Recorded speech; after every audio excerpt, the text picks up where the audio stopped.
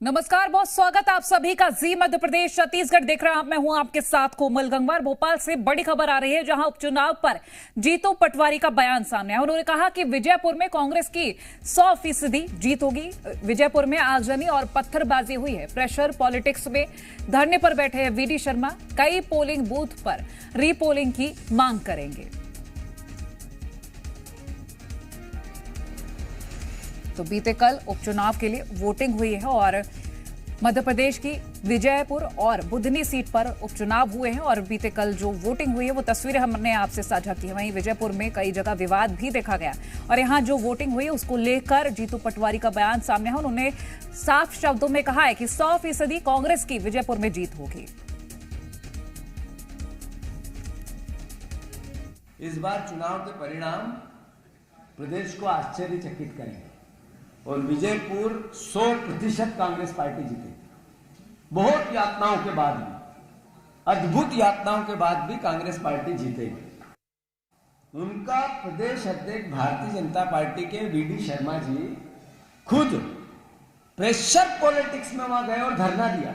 ये क्या मैसेज है? आदिवासियों पर गोलियां चलाई, इसके खिलाफ प्रदेशव्यापी आंदोलन करेंगे। अभी हमने लगभग 37 पोलिंग स्टेशनों के विजयपुर में रीपोलिंग की मांग की है। जो स्क्रूटनी हुई उसमें हमने अपना आवेदन दे दिया है। फिर प्रदेश निर्वाचन आयोग को भी हम भेजेंगे।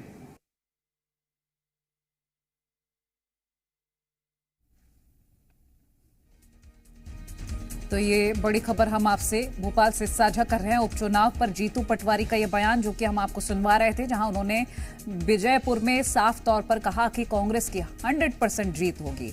विजयपुर में आगजनी और पत्थरबाजी हुई।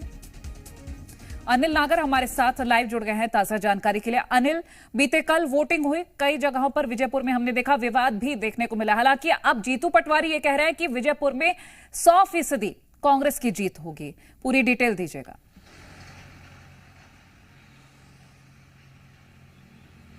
देखिए, मतदान से पहले भी कांग्रेस ने एक लंबी सूची शिकायतों की तैयार की थी और कई शिकायतें जो है चुनाव आयोग से की थी और अब मतदान होने के बाद भी एक लंबी सूची शिकायतों की कांग्रेस ने तैयार की है।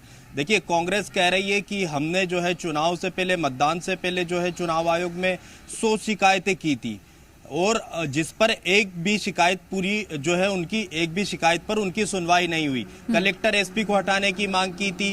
देखिए, कांग्रेस का आरोप है कि यहां पर जो है सरकारी कर्मचारियों ने बीजेपी का कार्यकर्ता बनकर काम किया और यहां पर बीजेपी ने जो है गुंडे बदमाशों को बुलाकर यहां पर दलित आदिवासियों पर अत्याचार करवाया, गोलियां चलवाई और यही कारण रहा कि कई ऐसी 37 पोलिंग रही जहां पर बीजेपी ने कई जो दलित आदिवासी थे उनको मतदान करने नहीं दिया और यहां पर जो है रीपोलिंग की मांग कांग्रेस ने अब कर दी है। 37 पोलिंग पर रीपोलिंग की मांग कांग्रेस ने की और साफ तौर पर कहना है यहां पर बीजेपी की ओर से कि यहां चुनाव प्रभावित करने की कोशिश की गई और राजस्थान से यहां पर गुंडे बदमाश बुलाए गए। और देखिए, ये कांग्रेस का आरोप है कि मतदान होने के बाद यहां पर दलितों के घरों में आग लगाई गई कल रात में और जिसकी तस्वीरें भी कांग्रेस ने कुछ साझा की है और कहना है कि यहां पर मतदान होने के बाद बीजेपी के कुछ गुंडों ने यहां पर दलित आदिवासियों के साथ अत्याचार किया, घरों में आग लगाई, फसलों को बर्बाद किया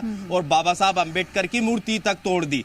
अब जो है प्रदेशव्यापी प्रदर्शन करने की बात कांग्रेस कर रही है। कहना है कि दलित आदिवासी विरोधी जो है भाजपा की सरकार है, उसको लेकर जो है मध्य प्रदेश में कांग्रेस प्रदेशव्यापी प्रदर्शन करेगी। तो वही साफ तौर पर प्राजिता पांडे हमारे साथ कांग्रेस प्रवक्ता जुड़ गए हैं। प्राजिता जी, स्वागत है आपका जीएमपीसीजी पर।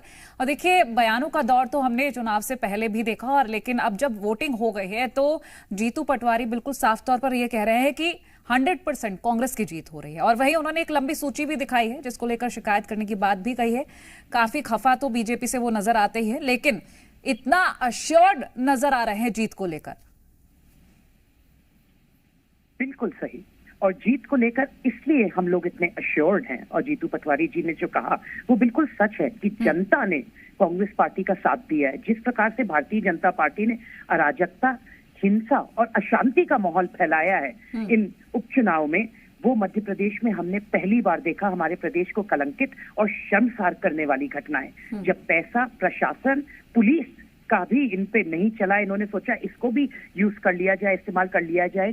तो डाकुओं का भी इस्तेमाल हुआ इस इलेक्शन में। अच्छा। हमने सबने देखा पुख्ता इंतजाम क्यों नहीं था, कैसे आदिवासियों पे गोली चल गई, महिलाओं पे गोली चल गई। प्रदेश की जनता इन सवालों के उत्तर मांग रही है आज भारतीय जनता पार्टी से। इस चलिए, प्रकार का भारतीय माहौल जनता पार्टी कभी से जो पहले उत्तर देखा मांग रही है नहीं वो उत्तर हम जानने की कोशिश कर लेते हैं। हमारे साथ भाजपा से राजपाल सिसोदिया जी जुड़े हैं। बहुत स्वागत है सिसोदिया जी आपका जीएमपी सीजी पर। आपने सुन ही लिया होगा कांग्रेस प्रवक्ता अपराजिता जी को।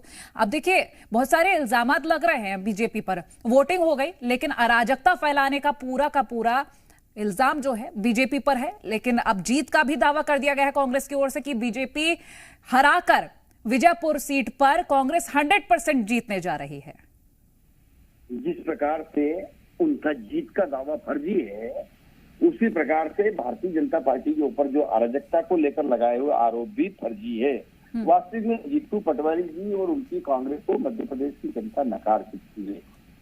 विशेष करके उपचुनाव के जो दोनों स्थान है, जो विजयपुर हो चाहे बुधनी हो, दोनों स्थानों पर भारतीय जनता पार्टी के साथ चलने का मन वहां के आम मतदाता बना चुके हैं। इसलिए बना चुके हैं कि वहाँ आम मतदाताओं की धारणा यह है कि सरकार के साथ चलिए और क्षेत्र का विकास करिए। तो निश्चित तौर पर भारतीय जनता पार्टी का लगातार कहीं न कहीं विश्वास अर्जित करने का जो काम हुआ है, और इसके साथ साथ अगर आप देखेंगे तो आप यह भी पाएंगे कि हितग्राही मूलक योजनाओं के माध्यम से जो लाभार्थी है वे सब भी भारतीय जनता पार्टी के पक्ष में मतदान करने का काम कर रहे हैं। सिसोदिया जी, ये तो निश्चित है कि जनता उसी का साथ देगी जो उनका विकास करेगी। लेकिन यहाँ कांग्रेस इतनी ज्यादा श्योर्ड है कि बीजेपी की ओर से कोई काम नहीं किया गया है। एक बार मैं एक टिप्पणी अपराजिता जी से और ले लेती हूँ। अपराजिता जी, देखिए, हितग्राही मूलक योजनाओं की अगर बात करे भारतीय जनता पार्टी, तो आप जाइए और इन चुनाव जहां पे हुआ है उन जगह देखिए कि कितना विकास हुआ है। आदिवासियों का विकास नहीं हुआ है। सबसे ज्यादा मैलन्यूट्रिशन, कुपोषण आदिवासियों में इन जगहों पर है। भारतीय जनता पार्टी की सरकार 20 सालों से है, तो आज भी ऐसी स्थिति क्यों है? और अगर भारतीय जनता पार्टी अपनी हितग्राही मूल्य योजनाओं पे इतना उनको विश्वास है, तो इस प्रकार के हथकंडे अपनाने कैसे पड़ गए? कैसे पोलिंग बूथ कैप्चर हो रहे हैं? कैसे 58 पोलिंग बूथ पर सीसीटीवी कैमरा तक तोड़ दिया गया? ऐसी अराजकता, अनुशासनहीनता हमने कहीं देखी है? Polling booth 130। राजपाल जी से इसका जवाब ले लेते हैं। राजपाल जी, वोटिंग के दौरान अराजकता का पूरा इल्जाम अब बीजेपी के सिर पर है। और जिस तरह से अगर हम आदिवासी को लेकर बात करें तो कांग्रेस अभी नहीं, एक लंबे वक्त से इस चीज को लेकर हमलावर रही है कि आदिवासियों के हित में शायद बीजेपी सोचना भूल गई है। हितग्राही योजनाओं को लेकर बात तो करती है, लेकिन वो लाभ उन तक कब पहुंचेगा? कई गांव को लेकर बात कही गई। तो इस तरह के कई तरह के बयान सामने आए हैं। 2023 के चुनाव में भी अपराजिता का सेम बयान था आम चुनाव में कि जो है आदिवासियों के साथ ये हो रहा, वो हो रहा, दुनिया भर की बातें। आदिवासियों ने भारतीय जनता पार्टी का साथ दिया 2023 के चुनाव में प्रमाणित हुआ। ये कि यही आरोप इन्होंने 2023 के आम चुनाव में लगाए थे, जो ये उपचुनाव में लगा रहा है। इन आरोपों का जवाब दे दिया जनता ने। 163 सीट देकर भारतीय जनता पार्टी को क्लीन तरीके से जो है विजय श्री का वर्ण करने का काम किया।